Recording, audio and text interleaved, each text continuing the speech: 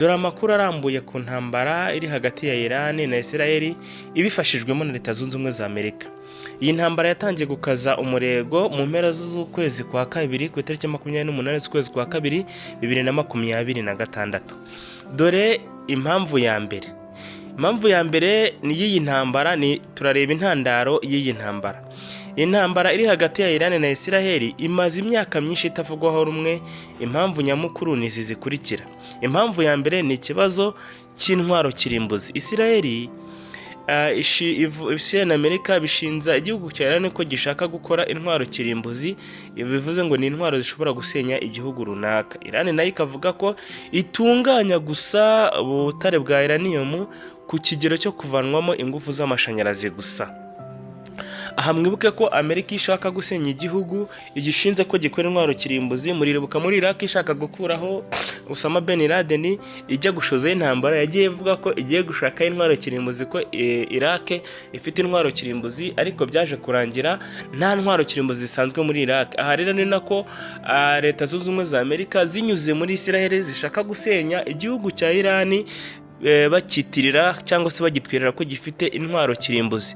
Dore ko no mu bushize muri ya ntambara y'iminsi 12 Israel yatakaga Iran, Amerika yigambye ko yashenye inganda zose zatunganyirizwagamo intwaro kirimbuzi. Ubu Iran itagifite ubushobozi bwo kugera ku ntwaro kirimbuzi. Ingingo ya kabiri cyangwa se impamvu ya kabiri y'iyi ntambara ni ubufasha Iran iha imitwe irwanya Israel. Israel ivuga ko Iran ifasha umutwe wa Hezbollah muri Lebanon n'umutwe wa Hamas wo muri Gaza. Israel kandi ikavuga ko iyi mitwe ishaka kuzayisenya. Impamvu ya gatatu y'iyi ntambara ishyamiranyije Iran Israel ifashijwemo na Leta Zunze Ubumwe za Amerika ni urwango rwa politiki hagati y'ibihugu bibiri ndetse bitatu kuva mu 1979. Nyuma ya revolisiyo muri Iran mu 1979, Iran yatangiye kwanga urunuka Leta Zunze Ubumwe za Amerika ndetse na Israel. Ingingo ya kabiri tugiye kureba rero nuko iyi ntambara yo muri 2026 yatangiye. Ese ubundi iyi ntambara yatangiye ite? Ku itariki 28 z'ukwezi kwa kabiri 2026, Amerika na Israel batangije igikorwa cya gisirikare cyiswe Operation Epic Fury, abanya-Israel nabo bakita Rolling Lion.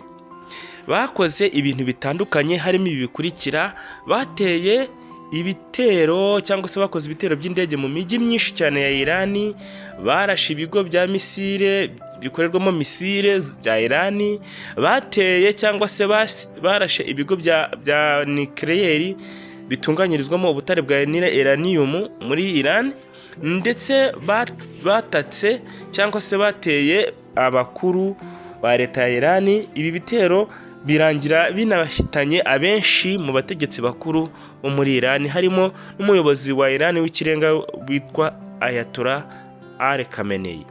Ibitero byabereye mu mijyi itandukanye nka Tehran, Isfahan, Qom, Karachi ndetse na Kermanshah. Urupfu rwa Ayatollah Ali Khamenei, reka ni ingingo ya gatatu turi buganireho. Mu bitero bya mbere bikiba cyangwa se bigitangira, hapfuye umuyobozi mukuru wa Iran, umuyobozi w'ikirenga wa Iran Ayatollah Ali Khamenei. Uwo yahise yicirwa mu gitero cy'indege cyabereye i Tehran. Ibi byateje agahinda gakomeye mu banya-Iran batandukanye, umujinya mwinshi ku baturage. Iran yahise itangiza iminsi 40 yo kumwunamira. Iran nayo yahise kandi yihorera ku buryo bukomeye. Nyuma y'ibitero, Iran yatangije igikorwa cyayo cyiswe Operation True Promise 4.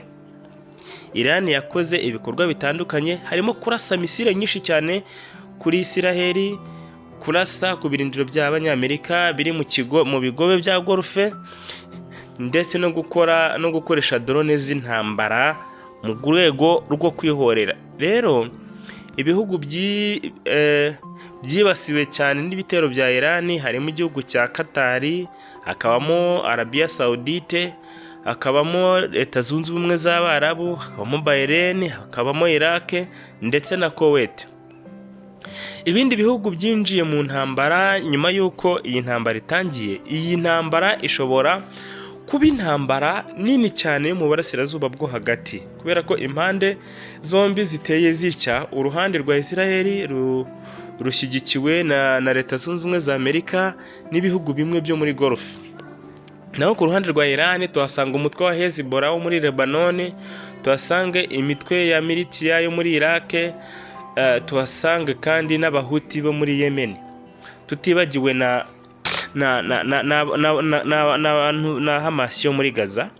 Gatandatu, turaza kurebera hamwe ibikoresho by'intambara byakoreshejwe cyangwa se birimo bikoreshwa muri iyi ntambara. Iyi ntambara ikoreshwamo ikoranabuhanga rihanitse rw'urwego rwo hejuru, nk'indege zo ku rwego rwa nyuma zo muri Amerika F-35 zinjijwe muri ino ntambara, ari nazo zateye ibitero bya mbere byahitanye abayobozi bakuru ba Iran, harimo n'umuyobozi w'ikirenga Ayatollah Ali Khamenei. Misile za balistike zigezweho ndetse na drone z'intambara, bombe zishobora kwinjira mu misozi, bunker booster. Amerika yakoresheje kandi B2 bombers gutera ibigo bya nuclear bya Iran. Umva ko mu intambara harimo yakoreshwa intwaro zikomeye cyane. Izo nizo ntwaro zakoreshejwe mu gitero cya mbere kugira ngo bazahaze Iran. Iyi ntambara rero bigaragara ko ifite ingaruka zitandukanye ku rwego rw'isi. Mu izo ngaruka rero harimo ko ishobora gutuma ibiciro bya peteroli bizamuka. Ubu tuvugana ibiciro bya peteroli byamaze kuzamukaho, mu kiganiro gishize ubwo twabakoreye icyegeranyo, byamaze kuzamukaho 10%, ubwo akagunguru ka essence kaguraga amadolari 73 ya Leta Zunze Ubumwe za Amerika, ubu kageze ku madolari 100. Umva ko kubera impamvu iyi essence cyangwa se turuka kuri peteroli birimo biratumbagira cyane, nuko umuhora wa Hormuz hanyuzwaga 1/3 cya peteroli ikoreshwa ku isi yose wamaze gufungwa. Ikindi ngaruka nanone kuyeho ko peteroli yamaze kuzamuka hirya no hino ku isi, ubukungu bw'isi nabwo buri mu kaga, kuko isoko ry'imyari n'imigabane n'amavuta ryamaze guhungabana. Iyi ntambara kandi ishobora guteza indi ngaruka ya gatatu.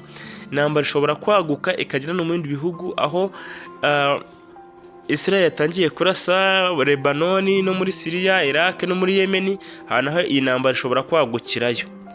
Icyo Amerika ishaka muri iyi ntambara rero nta kindi, umukuru wa Amerika cyangwa se Perezida Donald Trump yavuze ko intego ye muri iyi ntambara ari uguhagarika Iran gukora intwaro za kirimbuzi. Ngo Amerika irashaka ko Iran ihagarika gukora intwaro za kirimbuzi. Ariko abasenateri twibuka ko babajije Perezida Donald Trump bakamubwira ati se intwaro za kirimbuzi ushaka guhagarika kubushize wari watubwiye ko mwazisenye ndetse n'inganda zabo mwazisenye, urashaka ko Iran ihagarika gukora intwaro za kirimbuzi gute kandi waratubwiye ko ntazo bafite? Arongera ati nanone ndashaka gusenya porogaramu za misile zabo. Barimo barakora ngo misile zikomeye cyane, arimo arashaka gutera porogaramu za misile zabo zose akazisenya.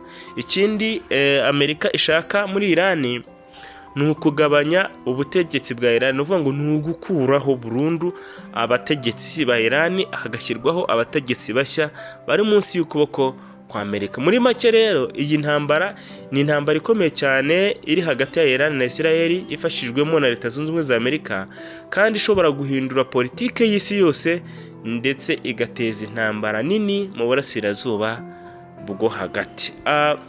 Amakuru yacu rero akurikira dushobora kuza kubagezaho uko Iran ishobora gutsinda Israel cyangwa se ibihugu